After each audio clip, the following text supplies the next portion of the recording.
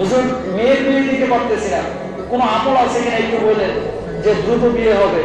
বা অনেকে আছে জীবন সঙ্গী আপনারা মিলাইতে পারছেন না, 2-3 মিনিটে আমলটা বলে আলোচনা শেষ করে দেব। দেখেন বিয়ে শাদী এটা আল্লাহর পক্ষ থেকে হয়। কার পক্ষ থেকে? আপনি চাইলেই কিন্তু পারবেন না। বিয়ে শাদীর ক্ষেত্রে ছেলে এবং মেয়ে দুই পক্ষ, এবং আপনাদেরকেও একটা কথা বলি, দোয়ার বিকল্প নাই। কিসের বিকল্প নাই? সম্পদ অবশ্যই দেখবেন, কিন্তু সবসময় সম্পদ কিন্তু সুখী করে না মানুষকে। মানুষকে সুখী করা হচ্ছে দিন। সুখী করে কি? দিন। ছেলে এবং মেয়ে, যদি মেয়ের জন্য পাত্র খুঁজেন দেখবেন ছেলেটা দিনদার কিনা, ছেলের জন্য যদি পাত্র খুঁজেন প্রথমে দেখবেন মেয়েটা দিনদার কিনা, পরে চেহারা সম্পদ এগুলো আসবে। এখন এরপরও কোনোভাবেই বিয়ে শাদী হচ্ছে না, মেয়েটা বড় হয়ে যাচ্ছে, ছেলেটা বড় হয়ে যাচ্ছে, কি করতে পারেন? কয়েকটা আমল হাদিসের মধ্যে আছে। দেখেন মনের আশা পূরণের জন্য প্রথম যে কাজ, যে কোনো জিনিস, আপনার চাকরি হচ্ছে না, ব্যবসা বাণিজ্য উন্নতি হচ্ছে না, 1 নম্বর উপকারী আমল হচ্ছে ইস্তেগফার বাড়ায়া দেন। সুবহানাল্লাহ। ইস্তেগফার কি করবেন? ইস্তেগফার মানে কি? আস্তাগফিরুল্লাহ, আস্তাগফিরুল্লাহ, আস্তাগফিরুল্লাহ। এটা বেশি বেশি পড়বেন। যার মুখে ইস্তেগফার যত বেশি, তার জীবনের সংকট তত কম। সুবহানাল্লাহ। 1 নম্বর, এটা পরীক্ষিত আমল। তাহলে বিয়ে শাদী না হলে ইস্তেগফারে আমল করেন। 2 নম্বর, আস্তাগফিরুল্লাহ আল্লাযী লা ইলাহা ইল্লা হুয়াল হাইয়ুল কাইয়্যুম আতুবু ইলাইহি, এটা করবেন ইনশাআল্লাহ। 3 নম্বর, সূরা ইয়াসিন মনের বাসনা পূরণের জন্য, এটা পরীক্ষিত একটা আমল, বেশি বেশি পড়বেন। সকালবেলা ফজরের নামাজের পর সূরা ইয়াসিন পড়া হয়ে গেল, মুবিন যেই শব্দগুলো আছে প্রায় 7 বার আছে মনে হয় ইয়াসিন সূরার মধ্যে, মুবিন 7 বার আছে।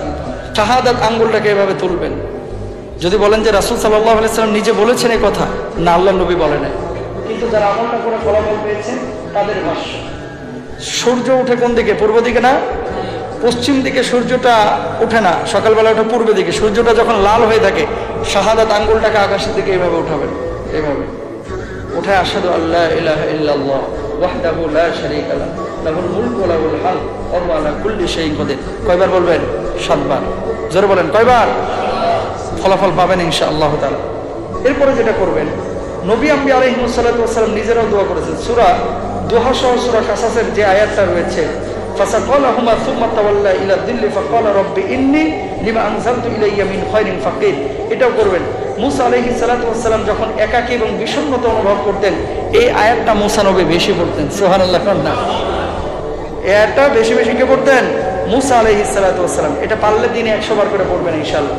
সূরা তাওবার একটা আয়াত রয়েছে, ফাইন তাওয়াল্লাহু ফাকুল হাসবিয়াল্লাহু লা ইলাহা ইল্লা হুয়া আলাইহি তাওয়াক্কালতু ওয়া হুয়া রাব্বুল আরশিল আযীম। এই দোয়াটাও আপনারা বেশি বেশি পড়বেন ইনশাআল্লাহ তাআলা। রব্বি ইন্নী লিমা আনজালতা ইলাইয়া মিন খায়রিন ফাকির, সূরা কাসাসের 24 নম্বর আয়াত, এটা পড়বেন। কখন? নামাজের পরে 5 বার হোক 7 বার হোক বলার চেষ্টা করবেন ইনশাআল্লাহ। রব্বানা হাব লানা মিন আজওয়াজিনা ওয়া যুররিয়াতিনা কুররাতা আয়ুন ওয়াজআলনা লিল মুত্তাকিনা ইমামা। 5 ওয়াক্ত নামাজের পর আল্লাহকে বারবার বলবেন আর এইভাবে দোয়া করবেন খুব মনোযোগের সাথে ইনশাআল্লাহ। দ্রুত বিয়ে শাদীর জন্য সুপাত্র এবং সুপাত্রীর ব্যবস্থা আল্লাহ তাআলা ব্যবস্থা করে দেবেন। এবং যুবকদেরকেও বলি, অনেকে আপনারা চেষ্টা করছেন বিয়ে শাদী করতে কিন্তু পারতেছেন না, মা বোনদের কাছে মেসেজগুলো পৌঁছে দিবেন। আল্লাহ বুঝার তৌফিক দান করুন, বলুন আমিন।